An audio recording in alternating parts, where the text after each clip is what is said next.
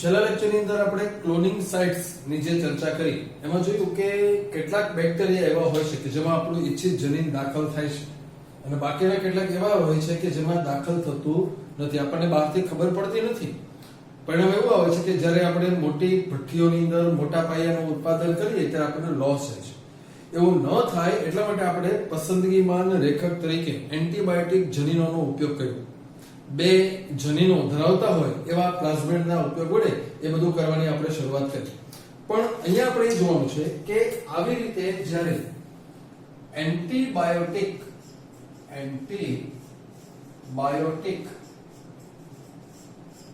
જનીન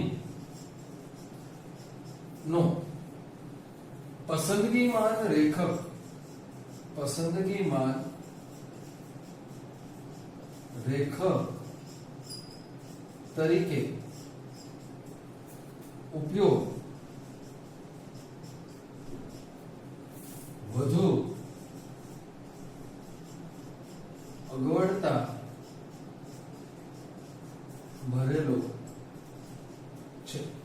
શું કરવું પડે છે આપણે કે તમે કોઈ પણ બેમાંથી એક એન્ટીબાયોટિક રેઝિસ્ટન્ટ જનીનની વચ્ચે તમે ઇન્સર્શન કરો છો, બધું કરો છો, પછી એને એક માધ્યમમાં બીજા માધ્યમમાં એક સાથે બધા એનું ઇલેક્ટ્રોપ્લેટિંગ એવો શબ્દ વપરાય છે, વિદ્યુત લેપન, એટલે કે તમે જુદા જુદા એમ્ફિસિલિનમાં નાખો, પછી ટેટ્રાસાયક્લિનમાં નાખો, બધું કરો છો અને બહુ અગવડતા ભરેલું છે.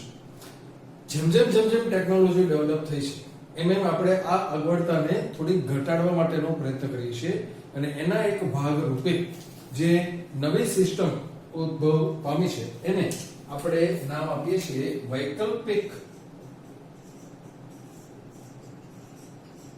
પદ્ધતિ, ઓલ્ટરનેટિવ મેથડ જે વિકાસ પામી છે. ખાસ કરીને આ જે પદ્ધતિ છે એ પદ્ધતિ રંગસર્જક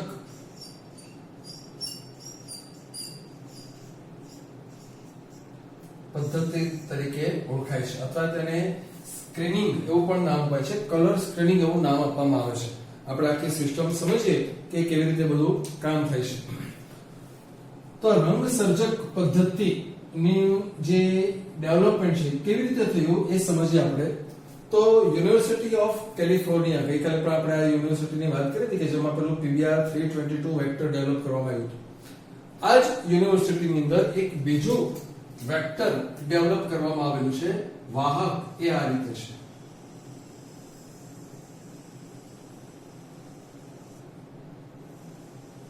આ એક વાહક સિન્થેટિક બનાવવામાં આવેલું છે. આ જે વાહક છે એની ઉપર અહીંયા એક આ જનીન ગોઠવાયેલું છે.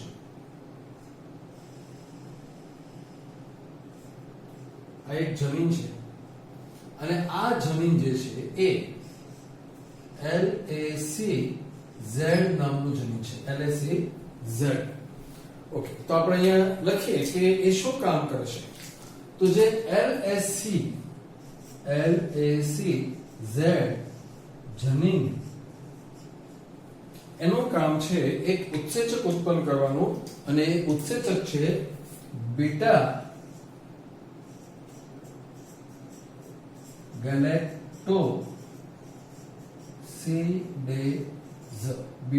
ગેલેક્ટોસિડેઝ ઉત્સેચક.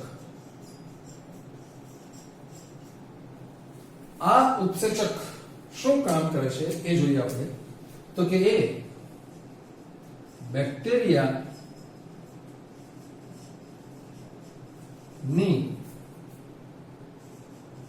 વસાહત ને ભૂરો રંગ આપે છે, બ્લુ કલર થઈ જાય છે, કોઈ પર્પલ જેવો કલર થઈ જાય છે. બીટા ગેલેક્ટોસિડેઝ ઉત્સેચકને કારણે બેક્ટેરિયાની વસાહત જે છે એ ભૂરા રંગની થઈ જાય છે. આ નોર્મલ છે. હવે જોજો તમે કે આ જે જનીન છે એમાં આ ઇકો R1, બામ H1, સાલ 1 અને PST1 આટલા બધા ઉત્સેચકો જે જેને આપણે રેસ્ટ્રિક્શન ડાયજેશન એન્ઝાઇમ્સ તરીકે ઓળખીએ છીએ. એટલા બધા ઉત્સેચકોની ઓળખ જગ્યા અહીંયા આવેલી છે. એટલે જો તમારા ઈચ્છિત જનીનને તમે આટલામાંથી કોઈ પણ એક ઉત્સેચક વડે કાપી શકતા હો તો તમે આ પ્લાઝમિડનો ઉપયોગ કરી શકો. આ જે પ્લાઝમિડ છે એનું નામ PUC8 એવું નામ આપવામાં આવ્યું છે. Plasmid of university of California. UC એટલે યુનિવર્સિટી ઓફ કેલિફોર્નિયા. હા, એક વાત અહીંયા છે કે આ જ જનીનની આ જે પ્લાઝમિડ છે એમાં અહીંયા એમ્ફીસિલિન રેઝિસ્ટન્ટ સાઇટ આવેલી છે. એમ્ફીસિલિન રેઝિસ્ટન્ટ માટેનું જનીન અહીંયા આવેલું છે, પરંતુ આ જનીન ઉપર જેટલી ઓળખ જગ્યાઓ છે એના કરતા વધુ ઓળખ જગ્યાઓ અહીંયા આવેલી છે અને આપણે આની ઉપર ડિસ્કશન અત્યારે કરવાનું છે. હવે આપણે જોઈએ કે ધારો કે તમારું જે ઈચ્છિત જનીન છે એ ઈચ્છિત જનીન BAM-H1 વડે તમે કટ કરો છો. BAM-H1. ઓકે, ખાસ સમજો, ઈચ્છિત જનીનને BAM-H1 વડે તમે કટ કર્યું છે તો સ્વાભાવિક છે કે હવે દરેક જગ્યાએ તમારે એન્ઝાઇમ તરીકે BAM-H1 નો જ ઉપયોગ કરવાનો છે. અને બીજી વખત તો કે અહીંયા તમારે વાત કરવાની છે આ પ્લાઝમિડ. એટલે આપણી જે સિસ્ટમ છે, ગઈકાલે આપણે જે આકૃતિ દોરી હતી એ પ્રમાણે અહીંયા આખું જે કોમ્બિનેશન છે એ આવું થશે. આ ટેસ્ટ ટ્યુબ છે. ટેસ્ટ ટ્યુબની અંદર આપણે આવા ઘણા બધા વાહકો, આ જે છે વેક્ટર્સ, એ બધા મૂકી દીધા છે. અસંખ્ય વેક્ટર્સ આ બધા છે. આ બધા નોર્મલ વેક્ટર્સ છે આ બધા. હવે એની અંદર આપણે અહીંયા ધારો કે આ જે છે એ છે BAM-H1 ઉત્સેચક. BAM-H1 અહીંયા જો એની સાઈડ છે એટલે આપણે આ પાત્રમાં ઉત્સેચક તરીકે દાખલ કરીએ છીએ BAM-H1. ઓકે, BAM-H1 વડે જ કપાયેલું હોય એવું તમારું આ ઈચ્છિત જનીન છે. એટલે આ છે ઇન્ટરેસ્ટેડ જીન, એટલે કે ઈચ્છિત જનીન છે. લાલ કલરના ટુકડા આપણે જે બતાવ્યા છે બધા ઈચ્છિત જનીનો છે. અહીંયા આપણે હારોહાર ઉમેરીએ છીએ બ્લુ કલરમાં બીજા બતાવી દઈએ એ છે લિગેઝ ઉત્સેચકો કે લાઇગેઝ ઉત્સેચકો જે કહીએ તે એ બંને છે. બ્લેક કલરમાં તો આપણે બતાવ્યું છે એ વેક્ટર છે, એ છે PUC8 વેક્ટર. હવે શું થશે એ આપણે આખી ચર્ચા કરીએ કે જ્યારે તમે આ પાત્રની અંદર આ બધા વેક્ટર્સ ઘણા બધા લીધા છે. BAM-H1 નામનો રેસ્ટ્રિક્શન ઉત્સેચક તમે અંદર દાખલ કર્યો છે. ઈચ્છિત જનીન જે ગમે ત્યાંથી તમે BAM-H1 વડે જ કાપેલું છે. યાદ રાખજો, BAM-H1 નો ઉપયોગ આપણે એટલા માટે અહીંયા કરીએ છીએ કારણ કે ઈચ્છિત જનીનને પણ BAM-H1 વડે કાપેલું છે. તો BAM-H1 વડે કપાયેલું જે જનીન છે એ જનીન અહીંયા મૂકવામાં આવ્યું છે, લિગેઝ ઉત્સેચક દાખલ કરવામાં આવ્યા છે. હવે આપણે એ જોશું કે આ બધાની અંદર બે પ્રકારના વેક્ટર્સ હવે અહીંયા આપણને પ્રાપ્ત થશે. એ જે વેક્ટર્સ છે મને અહીંયા બતાવું છું કે આની અંદરથી આપણને બે પ્રકારના હશે. અમુક એવા હશે કે જે રૂપાંતરિત હશે અને અમુક એવા હશે કે જે બિન રૂપાંતરિત હશે. આપણને ખબર નહીં હોય પણ અમુક રૂપાંતરિત હશે અને અમુક નહીં.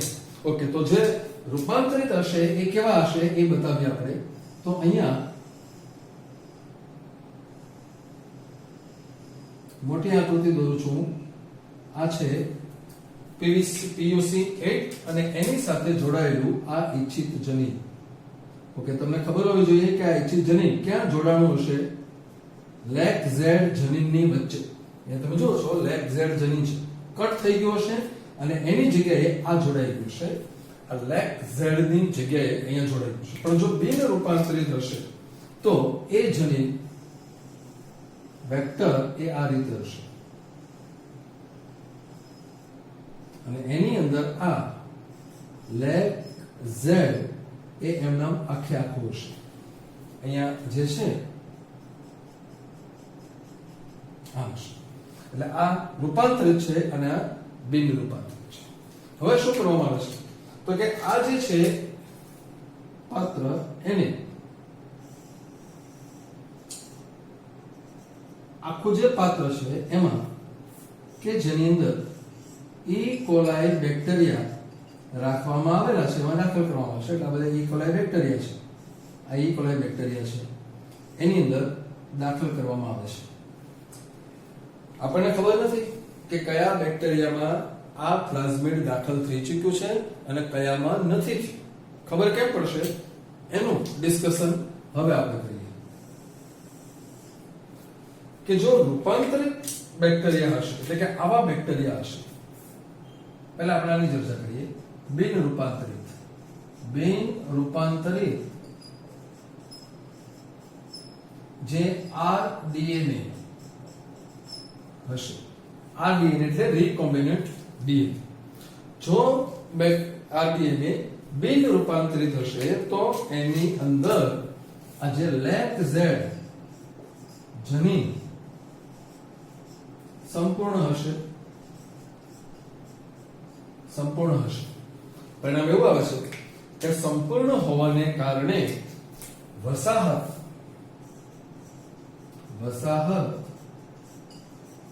ભૂરા રંગની બનશે. વસાહત જે બનશે એ બેક્ટેરિયા જ્યારે વિકાસ પામશે તેની કોલોની એ બધી કેવી બનશે? બ્લુ કલરની બનશે. પરંતુ જો બિન રૂપાંતરિત ની બદલે રૂપાંતરિત RDNA હશે, રૂપાંતરિત RDNA જો હશે, રૂપાંતરિત હશે તો એની અંદર LAC-Z જનીન નિષ્ક્રિય થઈ ગયું હશે. LAC-Z જનીન કેવું થઈ ગયું હશે? નિષ્ક્રિય. કેમ નિષ્ક્રિય થઈ ગયું હશે? કારણ કે BAM-H1 ની જે ઓળખ જગ્યા છે એ આ LAC-Z જનીનની વચ્ચે છે. પરિણામે આવા સંજોગોમાં જે વસાહતો બનવાની છે,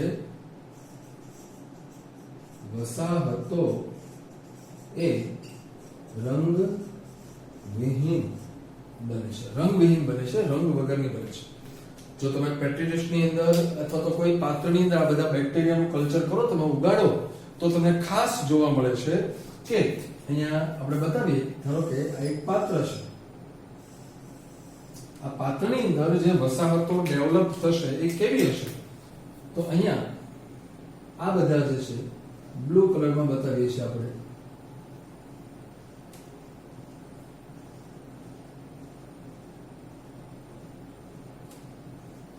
આ જે છે એ છે બિન રૂપાંતરિત, કારણ કે બ્લુ કલરની બને છે, વસાહત જે બધી બને છે બ્લુ કલર છે.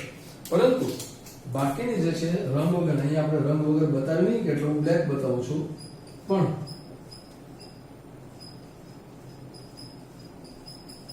આ જે છે એ છે રૂપાંતરિત.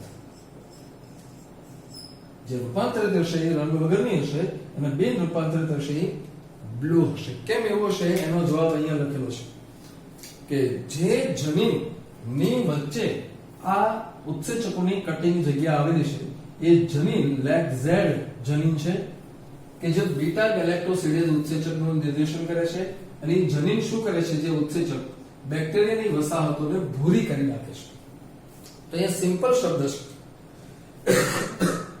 કે જો તમારું પ્લાઝમિડ એટલે કે આ વેક્ટર જે છે જો ખરેખર રૂપાંતરિત થઈ ગયું હશે તો એ ક્યાંથી રૂપાંતરિત થયું હશે? આ જનીનની વચ્ચેથી. એટલે કે જનીન કપાણું છે એનો અર્થ એમ થયો કે તમારું ઈચ્છિત જનીન ત્યાં દાખલ થઈ ચૂક્યું છે. આ જે છે એ તમારું ઈચ્છિત જનીન છે. આ ભાગ એ ભાગ એવો છે કે જે LAC-Z ની વચ્ચે આવેલો છે. તો આવી જે આખી સિસ્ટમ છે એને નામ આપવામાં આવે છે નિવેશી નિષ્ક્રિયતા. એટલે કે ઇન્સર્શનલ ઇનેક્ટિવેશન. આ નામ આપણે ખાસ સમજવાનું છે. નિવેશ કરવું એટલે કે દાખલ કરવું. નિવેશનો અર્થ થાય છે ઉમેરવું અથવા દાખલ કરવું, અને ઇનેક્ટિવેશન એટલે કે નિષ્ક્રિય કરવું. તમે તમારું ઈચ્છિત જનીન ઉમેરો છો એને કારણે મૂળ જનીન નિષ્ક્રિય થઈ જાય છે. એને આપણે નામ આપીએ છીએ ઇન્સર્શનલ ઇનએક્ટિવેશન, એટલે કે નિવેશી નિષ્ક્રિયતા. ખાસ સમજી લેજો કે નિવેશનો અર્થ થાય છે દાખલ કરવો, ઇન્સર્ટ. એકચ્યુઅલી નિવેશ્ય એવો એક શબ્દ આપણે બાયોટેકનોલોજીમાં જે પેલું પ્લાન્ટ ટિશ્યુ કલ્ચર ભણીએ છીએ એમાં પણ એક શબ્દ આવશે, ત્યાં શબ્દ હશે નિવેશ્ય. એનો અર્થ થાય છે એક્સપ્લાન્ટ, કે જેનો ઉપયોગ કરીને આપણે પેશી સંવર્ધન કરતા હોય છે. અહીંયા જે શબ્દ છે નિવેશી, નિવેશ કરવો એટલે કે ઇન્સર્ટ, પ્રવેશ કરવાની, ઈચ્છિત જનીન દાખલ કરવાનું છે, પણ એવી જગ્યાએ દાખલ કરવાનું છે કે મૂળ જનીનને એ રૂપાંતરિત કરી દો. વૈકલ્પિક પદ્ધતિ જે આપણી પાસે છે, અલ્ટરનેટિવ મેથડ જે ડેવલપ કરી છે. શું કામ? પેલું વારા પરથી અલગ બધા એન્ટીબાયોટિક્સ ની અંદર ભેરવવા, એનું વિદ્યુત લેપન જુદા જુદા એક સાથે 2 પ્લેટમાં કરવું, બધું બહુ કંટાળાજનક અને એકદમ અગવડતા ભરેલું હતું. એના માટે આવી એક સિસ્ટમ યુનિવર્સિટી ઓફ કેલિફોર્નિયાએ વિકસાવી છે કે જેમાં માત્ર રંગીન વસાહતો, હવે આવું બધું ડેવલપ થઈ ગયું એટલે હવે આપણે શું કરવાનું છે કે આપણને ખબર પડી ગઈ કે જે વસાહતો, દરેક બેક્ટેરિયમ પોતાની વસાહત બનાવશે. એટલે જે બેક્ટેરિયમની વસાહત રંગવિહીન બનશે એ તમારું ઈચ્છિત જનીન ધરાવતા બેક્ટેરિયા હશે. એનો ઉપયોગ હવે તમે આગળ કરશો એટલે તમને બધા જ બેક્ટેરિયામાં તમારું ઈચ્છિત જનીન હાજર હોય એ મળી જશે. જે બ્લુ કલરની વસાહતો બને છે એને છોડી દેવાની છે, કારણ કે એની અંદર આપણું ઈચ્છિત જનીન દાખલ થયેલું નથી. ઓકે, અહીંયા આપણે જે વાત કરીએ છીએ એ ખાસ રંગ સર્જક પદ્ધતિને આધારે હોય છે. ગઈકાલે આપણે જે વાત કરી એ પણ એકચ્યુઅલી છે તો આ જ ઇન્સર્શનલ ઇનએક્ટિવેશન. કેમ? તો કે બેમાંથી એક જનીનને તમે નિષ્ક્રિય કરી નાખતા. દાખલા તરીકે તમે એમ્ફીસિલિન વાળા જનીનને નિષ્ક્રિય કરો છો. કેવી રીતે નિષ્ક્રિય કરો છો? એની વચ્ચે જ કટ મૂકીને ત્યાં દાખલ કરો છો. જો તમે ટેટ્રાસાયક્લિન વાળા જનીન ઉપર પ્રયોગો કરો છો તો એની વચ્ચે કટ મૂકીને એને નિષ્ક્રિય કરો છો. એટલે એકચ્યુઅલી એ જે ઘટના છે એ પણ છે તો એક પ્રકારનો આ જ ઇન્સર્શનલ ઇનએક્ટિવેશન, એટલે કે નિવેશી નિષ્ક્રિયતા. પરંતુ વાત એમ છે કે આ એક જનીનનો ઉપયોગ આપણે કરીએ છીએ. યાદ રાખજો કે જે મેથડ ગઈકાલે આપણે જોઈએ એમાં મિનિમમ 2 જનીનોની જરૂર પડવાની છે. કોઈ પણ 2 એન્ટીબાયોટિક્સ જનીન, જેમ કે ક્લોરામફેનિકોલ હોય, કેનામાઇસિન હોય કે એમ્ફીસિલિન છે, ટેટ્રાસાયક્લિન છે, આવા કોઈ પણ એન્ટીબાયોટિકનું રેઝિસ્ટન્ટ કરી શકે એવા ઓછામાં ઓછા 2 જનીનોની જરૂર પડવાની છે. જ્યારે અહીંયા જે વેક્ટર તમને બતાવવામાં આવ્યું છે પીવી જે છે PUC8, એ વેક્ટરની અંદર માત્ર એક આ અહીંયા છે તો એમ્ફીસિલિન રેઝિસ્ટન્ટ. એટલે ક્યારેક કોઈ વૈજ્ઞાનિકોને અથવા તો કોઈ પ્રયોગો દરમિયાન જરૂર પડતો હોય તો એનો ઉપયોગ કરી શકે છે. પણ અહીંયા આપણે એ જોવાનું છે કે લેક્ઝેડ જનીન જે છે એની ઉપર ઘણી બધી, અહીંયા મેં માત્ર જાણીતી હોય એવા જ કેટલાક નામ લખ્યા છે. આ ઉપરાંત બીજા 4-5 ઉત્સેચકો માટેની કટિંગ સાઇટ ત્યાં આવેલી છે, પણ મેં તમારા માટે જાણીતા હોય એવા જ કેટલાક ઉત્સેચકોના નામ અહીંયા લખ્યા છે કે જે અહીંયાથી કાપે છે. એટલે જો તમારી પાસે ઈચ્છિત જનીન એવું હોય કે જે કાં ઇકો R1 વડે, બામ H1 વડે, SAR1 વડે કે PHT1 વડે કાપી શકાય છે તો એના માટે તમે આ વેક્ટરનો ઉપયોગ કરી શકો છો અને ભૂરી વસાહતોને છોડીને માત્ર રંગવિહીન વસાહતોનો ઉપયોગ કરીને તમે આગળ કરો. એટલે અહીંયા પણ એકચ્યુઅલી આ જનીન પસંદગીમાન રેખક તરીકે જ વર્તે છે. યાદ રાખજો, મેઇન આઈડિયા આપણો આ છે, પસંદગીમાન રેખક, સિલેક્ટેબલ માર્કર તરીકે જ ઉપયોગ કરીએ છીએ આપણે. કારણ કે આપણો મેઇન હેતુ આ છે કે રૂપાંતરિત બેક્ટેરિયા અને બિન રૂપાંતરિત બેક્ટેરિયાને એકબીજાથી અલગ પાડવા. પણ એન્ટીબાયોટિકનો ઉપયોગ કરવાને બદલે આપણે આ રંગ સર્જન સ્ક્રીનિંગ મેથડ ઉપર નામ અપાય છે. આજે આખી સિસ્ટમ છે રંગ સર્જક અથવા એને સ્ક્રીનિંગ મેથડ પણ કહેવામાં આવે છે. કારણ કે સ્ક્રીનિંગ કરવામાં આવે છે કલરને આધારે તમે રૂપાંતરિત અને બિન રૂપાંતરિત બેક્ટેરિયાને અલગ તારવી શકો છો. આજે આપણે જે કંઈ વર્ક કર્યું છે એની એક PDF કોપી તમે વિડીયો ડિસ્ક્રિપ્શનમાં નીચે જે લિંક આપેલી છે એના પરથી ડાઉનલોડ કરી શકો છો.